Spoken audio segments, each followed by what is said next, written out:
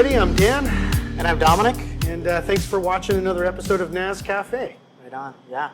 Yeah. We're a little bit later in the day though this time. I'm drinking water. What are you drinking? Likewise, Another bottle of water? I've had too much caffeine as it is. Yeah, you know what? Denninger's was very gracious to us to have us down here at their Burlington location. Mm-hmm.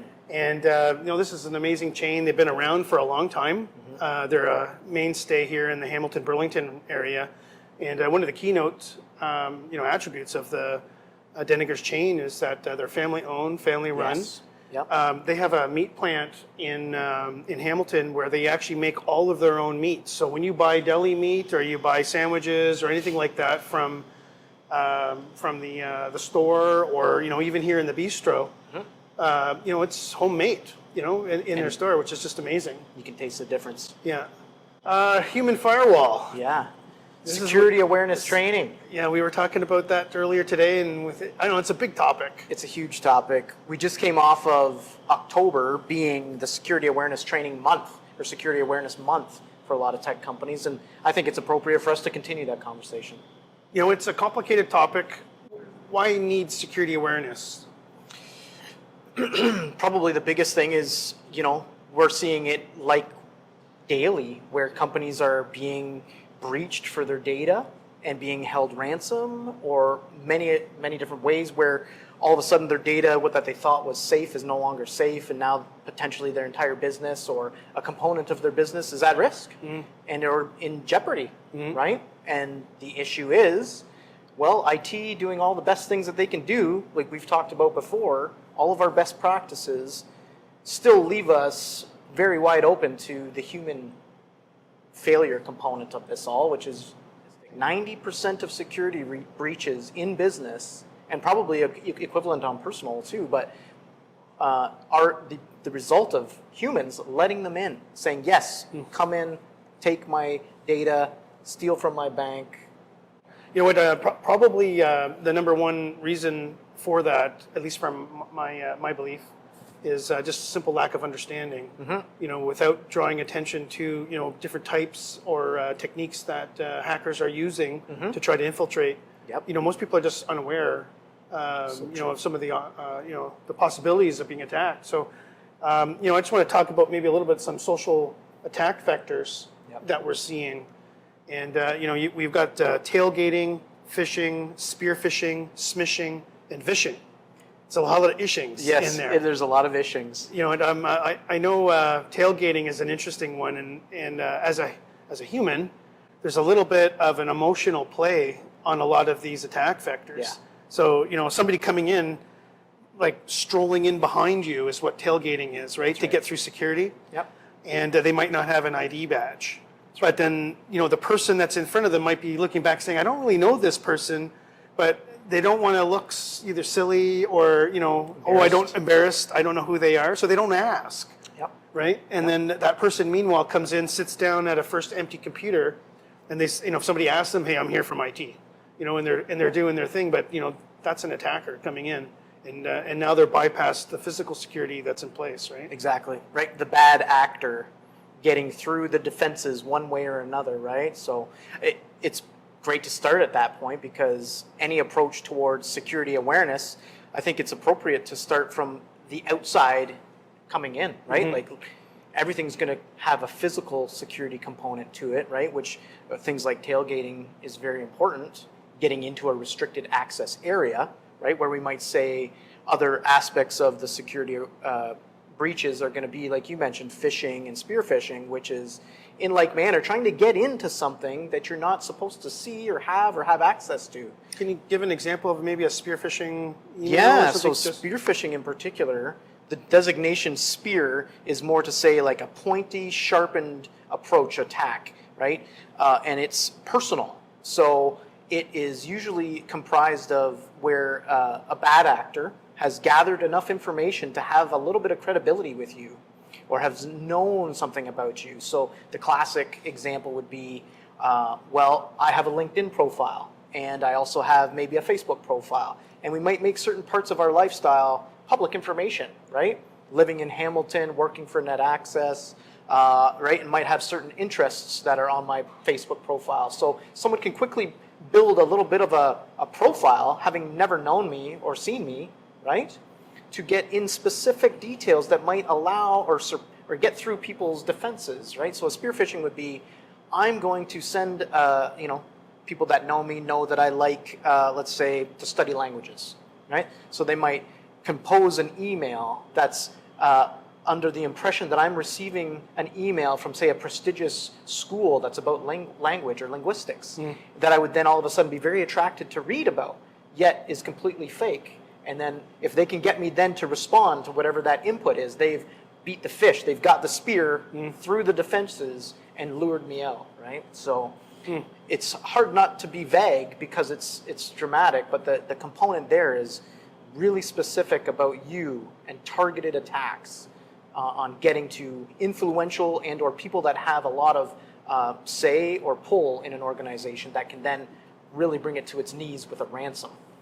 Yeah, so you're suggesting then that they're using publicly made aware data or available data Big time. to actually shape their attack. Yes. That's really what the big difference is between phishing and spear phishing. The spear phishing It's isn't tailored just to that person. It's tailored to an Yes. individual, Yeah. right? Targeted to one person instead of a shotgun approach, right? Let's just see how many fall victim to resetting their password on their Amazon account. Send out 1 million emails, maybe we get 1%. Spear phishing would be specifically, I know that Dan likes hiking, so I'm going to get to him because he's the CEO, and if I can pull him in, I got his whole company. Where they do a little bit of background research and they get enough information about the person to warm that person up. Yep. And it takes down the barriers of, well, maybe this person is legitimate, right? You get a voice call from somebody from IT, right? And they're talking to Mary over in that department, but they've picked this up because of LinkedIn. Yeah. Right? They're on that Twitter, site. all that They know stuff. who that person reports to, and they say they were in this field, Yep. and they're trying to get this report for them, but they don't have this little bit of information. If you can give them that information, well, that's one step closer that they get to having a honed attack, right? Yeah. Or compromising your security. So yeah, it's a big thing. I think maybe a couple other things in the retail world. There's a lot of organizations that have shared machines. Kiosks or like hotel stations, and a lot of the staff rotate through that. In some cases, they've got multiple people using same passwords. Yeah. And then you've got another case where you've got what do you call it, just multiple people using the same machine, and things like browser caching might be an issue.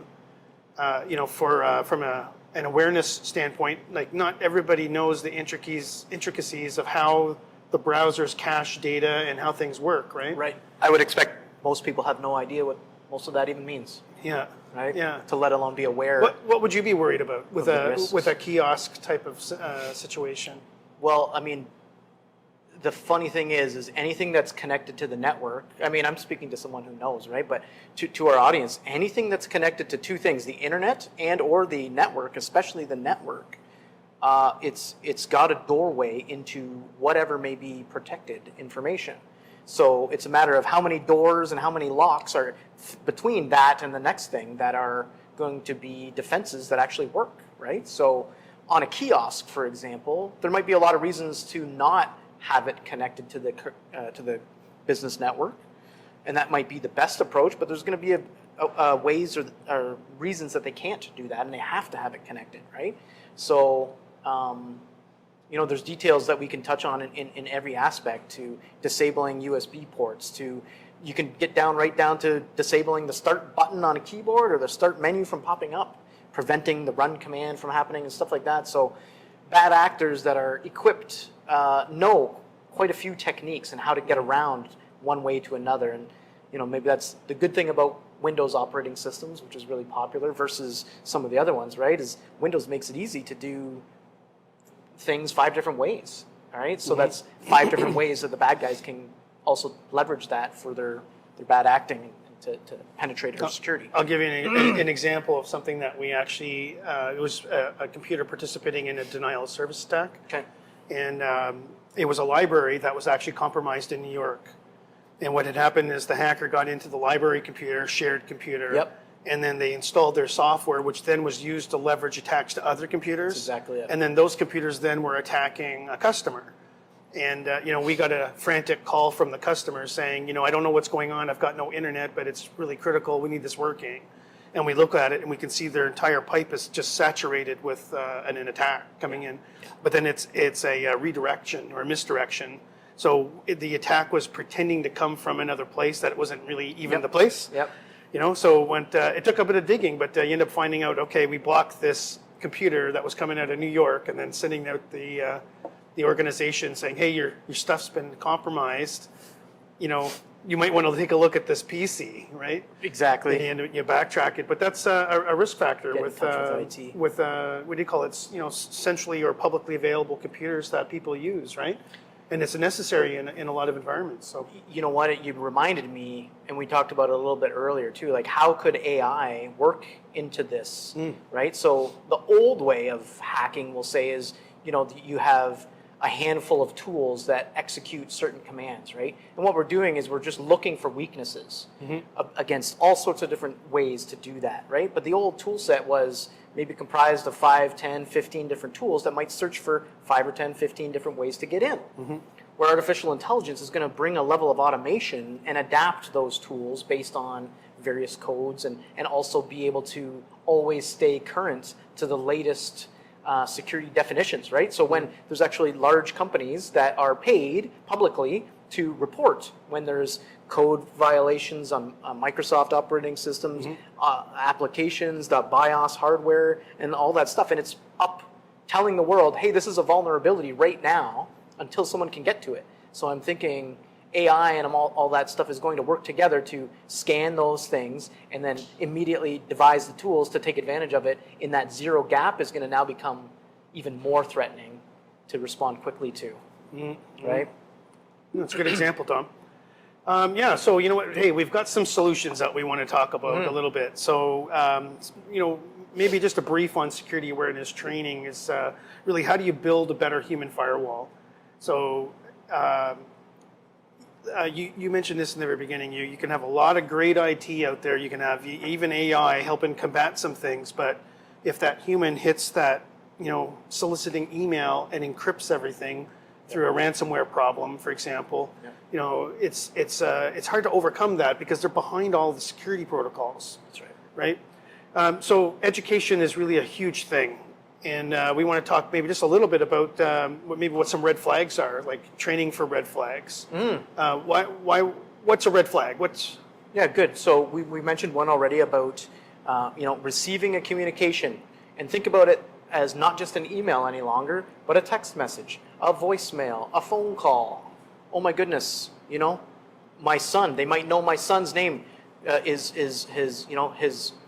You need to go to his school right away. But we can actually do that for you if you just click on this button, or if you just press 1, 2, 3, and we'll right? So They hit on the emotion. the emotional response is the red flag, right? Saying, oh, it has to happen now. You're in serious threat, or you're in a real big risk and it's urgent. Number one, right? Number two is going to be you have to pay attention. So it's about obfuscating the obvious. So if it was so obvious, everybody would know and they would catch these guys all the time. So if you can just highlight the weaknesses of human psychology by obfuscating the obvious, and so looking at who did it come from in my sent message? Do I know that phone number? Did it come during office hours or at 3:30 in the morning? Is it spelled correctly? Is it spelled correctly? Is it still a huge one? Amazing. Like, with all the sophistication, they still haven't learned how to spell or do spell check. You know what, here in Canada too, it's funny, we get a lot of Canada Post solicitation emails that are fake. Yes. Right? And they don't spell the Canada Post Canada. Yeah. In the French version That's of it, right. they just don't do it. So they're right. still missing it, but it happens all the time. Those are some of the big ones, right? One that's kind of not obvious, but a real big help is hovering your mouse over a link, over a hyperlink, like the blue links, right? It'll actually pop up and tell you where is that link actually going, before you click. Because a lot of people don't know the basic thing. Just because it says www.netaccess.com or .ca and you hit that button, it doesn't mean it's going to go there at all. Yeah, So exactly. highlighting it before you click will actually show you what the heck is that weird thing, red flag. What is the security awareness training program, and like how does it work? Why is it different than just giving people a course? no doubt. And you know what? That I'm going to say it's like it's an important piece, and it's dear to my heart, right? And because the nature of what we're trying to do is we're trying to stave off the bad guys, and in our own way, we want everybody to be their own sort of hero in defending the company, right? A number of ways to answer that question. Obviously, finding engaging content is going to be one, right? So we've partnered with a super successful company known as KnowBe4, right? KnowBe4 is global leader in security awareness training. What's great about them is they have, like, I would say, close to Hollywood quality videos, so it's actually engaging, high production value. They have multiple series that really walk you through real world examples of normal people going through normal examples that are very relatable, right? And then they even give you some simple quizzes to follow up on that. And the content is engaging enough to not be It's almost like, a drag. what do they call that? Infotainment, Yeah, to some that degree. would be it, exactly. Yeah. One of the things that I liked about it, and why one of the major reasons why I supported getting this product rolled out was that it gave you a way to measure whether or not the team is learning. Yep.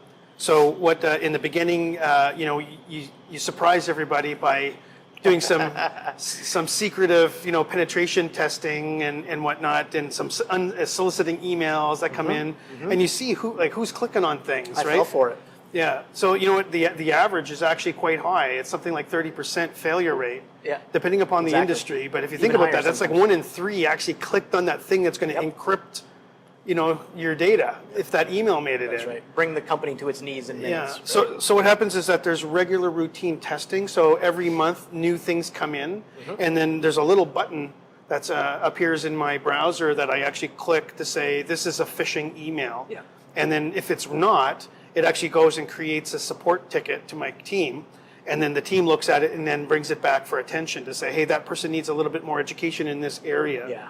So I know you've been spending a lot of time creating a lot of content that gets released on a routinely basis. Yep. So you can tailor that and then put people into, okay, listen, this guy or girl always gets it right. But this one just struggling with these topic areas. right. So you can tailor the content to be those specific areas, right? That's the which is human really touch good. Yeah. that is kind of necessary, right? Yeah, and then a year down the road, you still have the same benchmarks being tested, and then you can actually see, hey, we're seeing improvement in these Yeah. areas, and they break down a lot of the subject matter by their topics, right? Yep. So it's a very fruitful way to keep track of the team and see their progress, which I think is just amazing. It is, and Yeah. there's so many benefits to come from that because it doesn't just stop at business. We are all personally going to be fished or spearfished or smished or vished for about our bank account or our Facebook account or our Amazon account, whatever it may be, right? So the ramifications of learning and self-improvement in this manner is far greater than just protecting the company's assets. It's actually helping humanity in a big way, right? It really is. And I know I sound cheesy when I say that, but It's true. right? Like, how else can we defend against it if it just becomes easier and easier and easier for the bad guys to win? What's going to change that tide? We have to have people that care about each other. Yeah, raising the awareness is step one, I think, Yeah, right? Making definitely. sure people understand how risky it can be, Yeah. and that there are solutions, right? And that it's actually not that hard to put a little effort in to get a lot of gain back, right? For sure. Yeah. Well, you know what? I think it was a great wrap up there. Yeah. Just we talked about human firewalling. We talked a little bit about the retail kiosk environment. We talked about social attack vectors, a whole variety of them: tailgating, spear phishing, smishing, and vishing. A lot of the ishings. You're going to be tested on that. Yeah. And we talked about red flags, and we talked a little bit about some tech solutions that help as well. Yeah. And we described the program. So I think that's a good way to wrap up. I just want to say thank you everybody for watching. I also want to say thanks to Deningers for allowing us to film here in their great bistro down in Burlington. If you haven't visited, it's a good time to try. Their sandwiches are phenomenal. Like, you can taste the difference, and I always look forward to the opportunity to stop in. It's true. You know what? There's some key foods that you remember the place Yes. by. Yeah, Deningers is unique. There's a number of those, I love their yeah. meats. Yeah, same. And their schnitzels actually. It's amazing. Oh, the schnitzels. Come Anyways, on. thanks for watching, and we'll see you in the next video. Thanks, everyone. Bye for now. Thank you.